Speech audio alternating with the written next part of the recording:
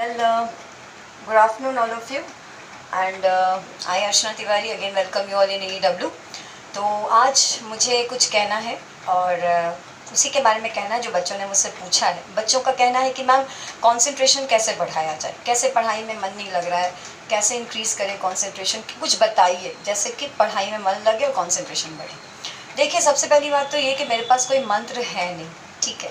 मंत्र होता तो सबसे पहले मैं अपने आप पे इस्तेमाल करती और आप लोगों को भी दे देती कि हाँ भाई ये मंत्र जपो और कंसंट्रेशन बढ़ जाएगा, पर ऐसा मंत्र है भी नहीं, ना मेरे पास ना मेरी जानकारी में ऐसा कोई मंत्र है।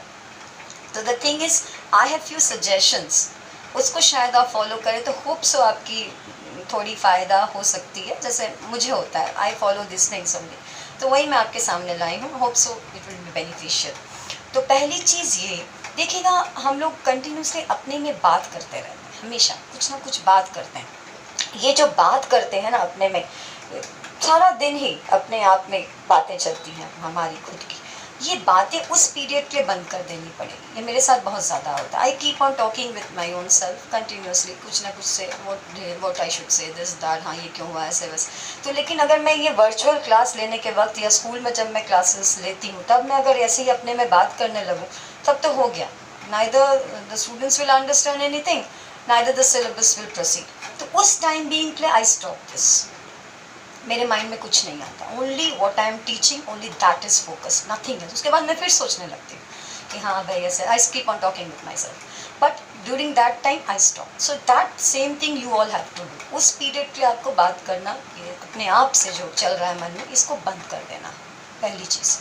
दूसरी चीज़ है डिसअपॉइंटमेंट। मैं इसका नाम दिया डिसअपॉइंटमेंट। देखिएगा, सारा दिन में बहुत सारी नेगेटिव चीज़ें जो हमारे माइंड में चलती हैं, नेगेटिव चीज़ें ज़्यादा चलती हैं, कंस्ट्रक्टिव बहुत कम ही चलता है, और टीनेजर्स में तो खास तौर पे।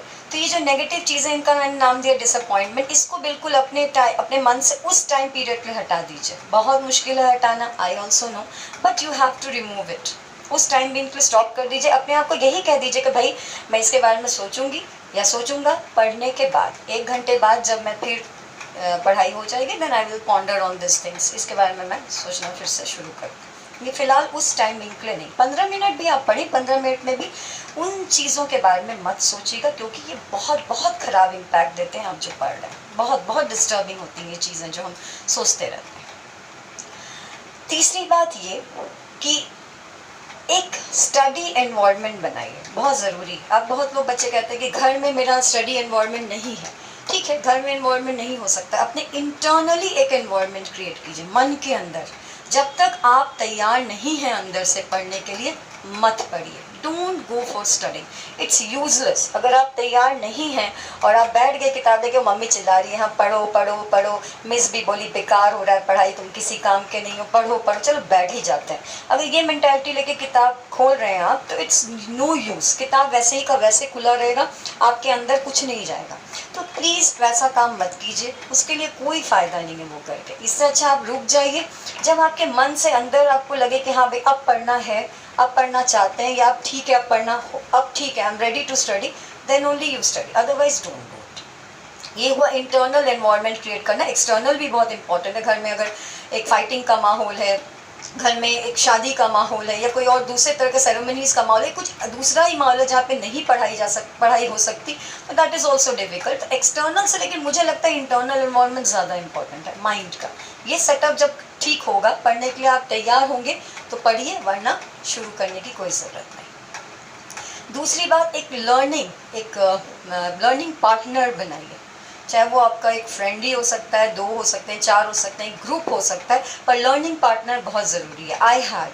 I would always discuss with her, you know, और मुझे पता भी चलता था वो कहाँ तक पहुँची है, मैं कहाँ तक पहुँची हूँ, मुझे कितना आगे जाना है। ठीक है, अगर उसका इतना हो गया वो मतलब ये तो बहुत आगे चली गई, तो I have to proceed with that. या फिर उसका भी कोई डाउट है, मैं क्लियर कर देती हूँ। मुझे किसी पार्ट में जो उसका पहले से पढ़ना हो चुका है उसको मैं उससे क्लियर कर लेती थी। तो this is very very important, very beneficial. अगर आप एक लर्निंग पार्टनर आपके पास है अच्छा, तो ये आपके लिए बहुत बेनिफिट होगा आपकी पढ़ाई में, जिसके साथ आप डिस्कस कर सकें। आपके सेम ऑब्वियसली सेम क्लास का ही होना चाहिए, तो ज़्यादा बेनिफिशियल होगा, जो समझेगा आपके सब्जेक्ट। तीसरा है कि एक इलेक्ट्रॉनिक गैजेट्स ये तो बहुत ज़रूरी है। जब आप पढ़ने बैठे सारे इलेक्ट्रॉनिक गैजेट्स आप प्लीज़ ऑफ कर दीजिए। बहुत डिस्टर्बिंग है ये जो टिंग टिंग टिंग करके जो मैसेज आते रहता है या कोई भी इंफॉर्मेशन आती रहती है, ये बहुत डिस्टर्बिंग है मेरे लिए भी। मैं वर्चुअल क्लासेस लेती हूँ तो continuously the messages come. I also think like अच्छा देख लेते हैं क्या आया है। हाँ, ये होता है ना, चल देखते हैं क्या मैसेज आया है, अच्छा ये आया है।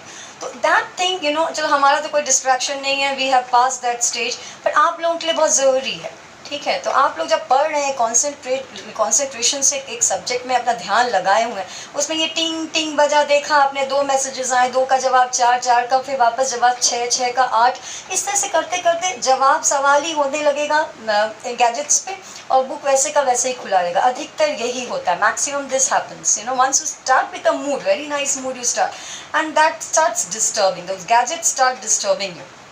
तो इसीलिए ये आपको खुद करना होगा। बच्चे नहीं है, आपका गैजेट कोई छीन के रख देगा, नहीं दूंगी नहीं दूंगी, नहीं तुम्हें भी पढ़ना है। Not like this type of ऐसी things should not be done in this stage. आपको खुद समझना होगा, इतना समझदार आपको होना होगा। भाई अपना गैजेट आप उसी वक्त बंद कर दीजिए।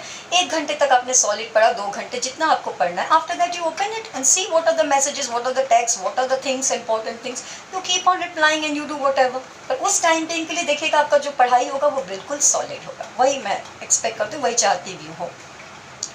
उसके बाद जो इम्पोर्टेंट है, एक पॉजिटिव लर्निंग स्ट्रैटेजी, ये बहुत ज़रूरी है।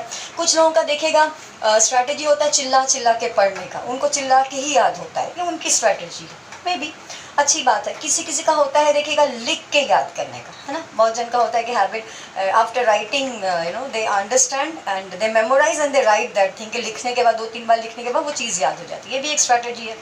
तीसरी स्ट्रैटेजी होती है पूरी चीज़ को समझ के अपने वर्ड्स में नोट्स बनाना, जो विच आई वुड डू जनरली।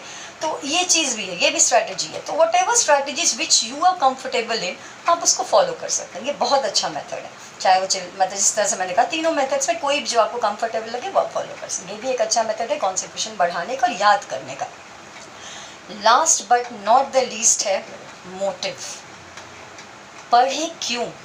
आजकल के बच्चों का मैक्सिमम क्या हो गया, क्यों पढ़ें, क्या मिलेगा पढ़ के, क्या फ़ायदा है पढ़ के, वो तो बिना पढ़े भाई इतना कमा रहा है, हाँ वो तो बिना पढ़े वहाँ से वहाँ चला गया।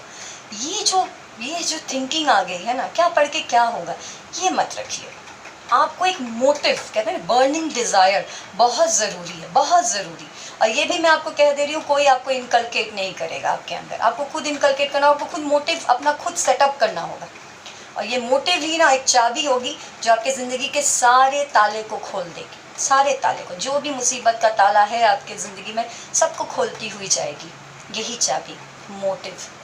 तो ज़िंदगी में एक मोटिव आप खुद बनाइए कि हाँ भाई मैं पढ़ रही हूँ या पढ़ रहा हूँ इस वजह से, ये चीज़ मुझे पाना है, ये चीज़ मुझे करना है, ये चीज़ इसका जवाब मुझे देना। बहुतों को देखिएगा जवाब देना चाहिए, मतलब they want to give a reply in their life कि हाँ इसको सबक सिखाना। ये भी एक होता है कि मैं बता दूंगा या दिखा दूंगा कि मैं ये हूँ, ये भी in some people want to give a reply in this way. तो एक मोटिव आपके लाइफ में ज़रूरी है कि मैं ये कर रहा हूँ या कर रही हूँ इसको ये करने के लिए। ये चीज़ जब आपके अंदर आ जाएगा तो आपको पढ़ने से कोई नहीं रोक सकता, आपके कॉन्सेंट्रेशन में कोई बाधा नहीं आ सकता।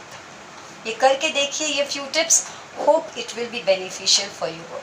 Till then, let's wait for the next video and I'll be visiting very soon with you all in